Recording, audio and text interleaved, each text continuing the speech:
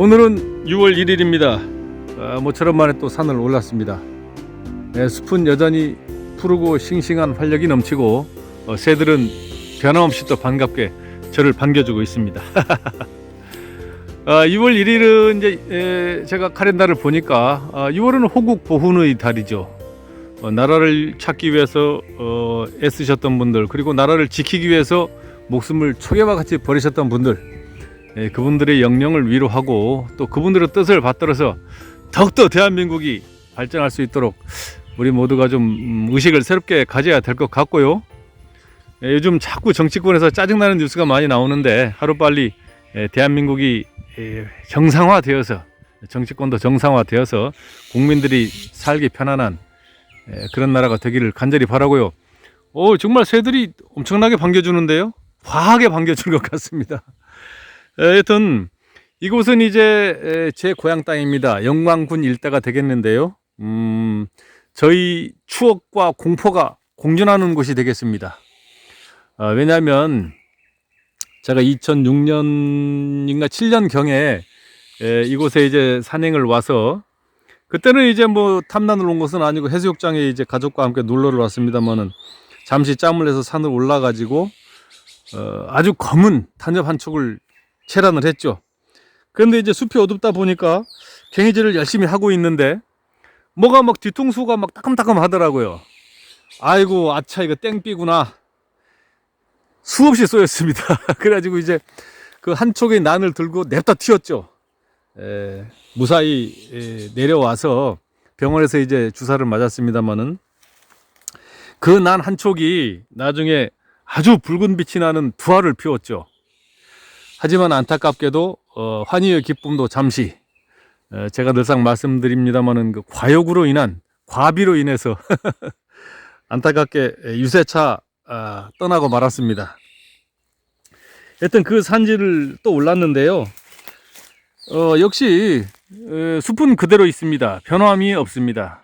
다만 변한 것은 제 이마의 주름살만 너덜거리게 늘어났다. 그런데 오랜만에 오니까 정말 또 반가운 친구가 있습니다. 이 친구 보이시죠? 아유, 이거 깜짝 놀랐습니다. 따고 이 사방이 막 호랑가시 나무들이 이렇게 막 밀집을 해가지고 엄청나게 많습니다. 주변이 온통 호랑가시 나무입니다.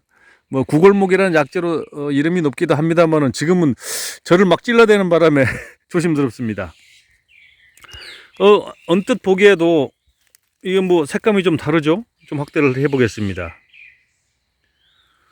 제가 이곳에서 이제 홍색이 나는, 단엽에서 홍색이 나는 두알을 피웠다, 이렇게 말씀을 드렸습니다만은, 색감이 남다릅니다. 제가 숙일 수가 없습니다. 지금 호랑가시나무가 막 겨드랑이에도 막 찌르고 있습니다.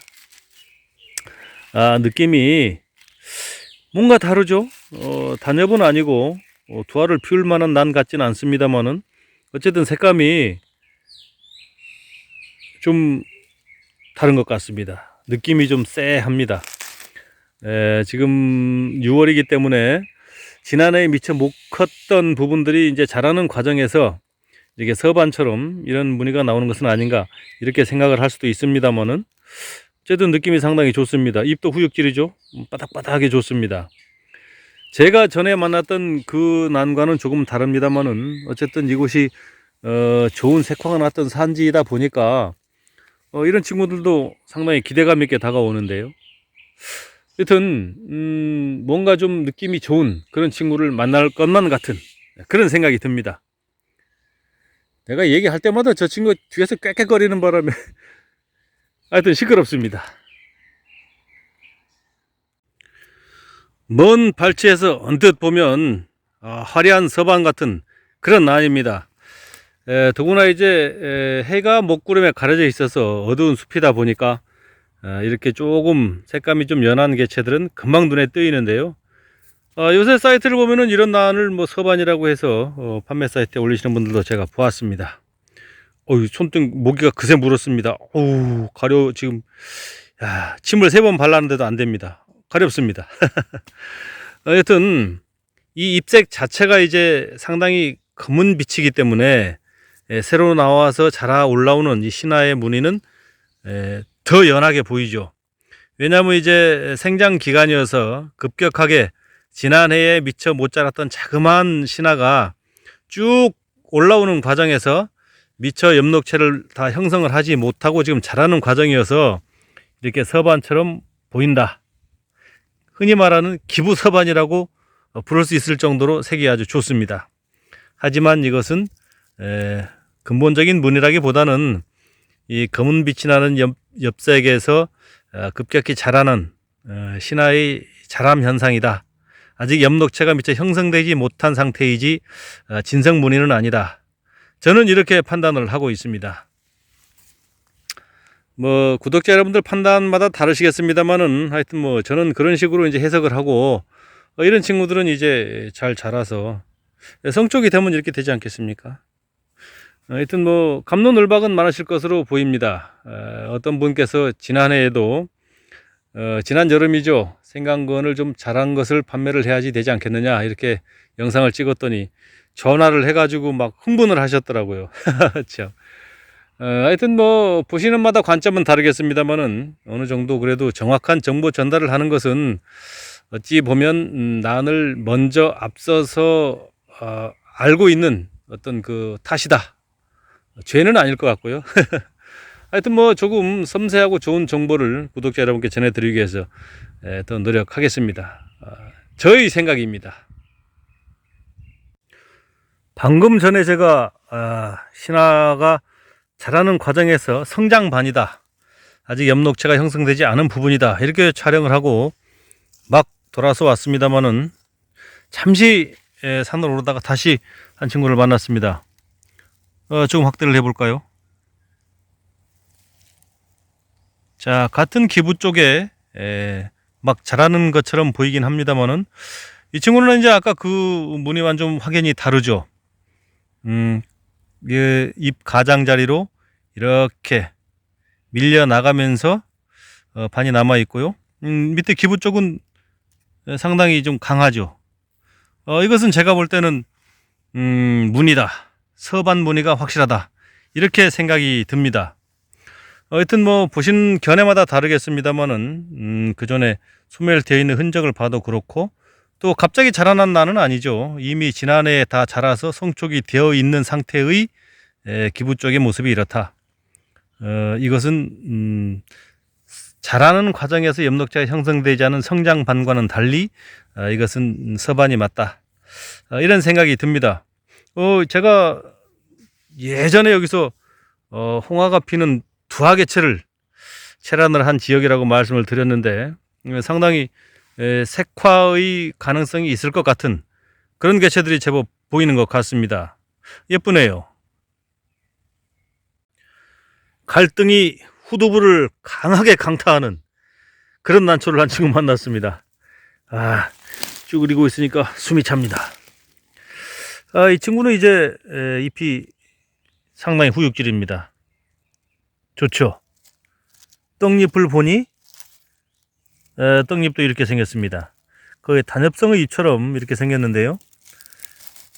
이곳이 이제 보시다시피 이렇게 마삭줄과 또 소나무의 부엽이 굉장히 두텁게 쌓인 이런 지역이다 보니 상당히 난들이 깊이 묻혀 있죠. 그런 상태에서 이 정도의 육질과 잎색으로 자라는 것은 상당히 귀하다, 드물다 이런 생각이 듭니다. 무엇보다 이 떡잎이 상당히 마음에 드는데요. 잎도 길지 않고요. 상당히 후육질입니다. 하지만 갈등을 접고 둬야 될 것 같습니다. 뭐라도 좀 얼룩얼룩한 무늬라도 좀 있으면은 제가 좀 관심 있게 보겠습니다만은 여러 뭐 조건상 그냥 두고 가야 될 그런 난으로 보여지고요. 하여튼 6월의 첫날이어서 상당히 기분은 상쾌하고 좋습니다만은 하늘에 짙은 구름이 깔려 있어서 전혀 빛이 없습니다. 지금 이 화면상으로는 상당히 밝게 보이는데요. 난을 보기가 매우 어둡고 힘든 시기이긴 한데요. 그래도 나름대로 환하게 빛나는 무늬들이 한 두 개 있어서 구독자 여러분의 오감을 어느 정도 채워드릴 수 있었죠. 화면으로 보니까 너무 좋은데요. 환하고 요새 카메라의 기능이 너무 좋은 것 같습니다. 조금 더 산행을 해보고 좀 더 눈이 번쩍 뜰 만한 친구가 있는지 또 구독자 여러분께 소개를 해드리겠습니다. 한참 신하들이 성장하는 시기가 되다 보니까 의외로 이런 친구들이 눈에 많이 뜨입니다. 갑자기 자라면서 서반처럼 기부가 깨끗하죠? 진짜 서반 같은데요. 아롱이 같기도 하고 서반 같기도 하고. 이런 친구들이 신하가 성장하는 시기에 미처 엽록체가 형성되기 전에 급격히 자라나는 과정에서 엽록체가 분산돼서 퍼지는 현상이죠. 아직까지 뭐 이런 것을 문이라고 여길 만한 분은 많지는 않을 것 같습니다만은 누차 설명을 드렸었습니다.